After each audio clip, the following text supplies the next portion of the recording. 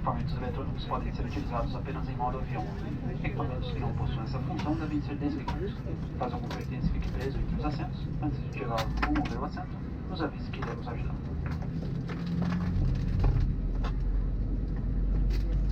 Atenda ao sinal luminoso de atar cintos, afivelando seu cinto de segurança. Para isso, una as pontas e ajuste ao corpo. Para abri-lo, puxe a parte superior. Recomendamos manter o cinto de segurança afivelado e visível durante todo o voo, mesmo que o sinal de atar cintos esteja desligado.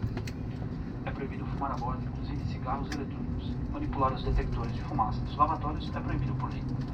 Para a decolagem, sua poltrona deve permanecer na posição vertical, a mesa recolhida e travada e a bagagem de mão no compartimento superior ou embaixo da poltrona à sua frente. Esta aeronave possui 8 saídas de emergência, 2 na parte dianteira, 4 na parte central e 2 na parte traseira. As luzes de emergência indicam as saídas. Localizem a saída mais próxima, que poderá estar atrás de vocês. Se a cabine perder pressão, máscaras de oxigênio cairão automaticamente acima do seu assento. Puxe a máscara, coloque-a sobre o nariz e a boca, ajuste o elástico em volta da sua cabeça e respire normalmente. Coloque a máscara primeiro em você, antes de ajudar crianças ou outras pessoas.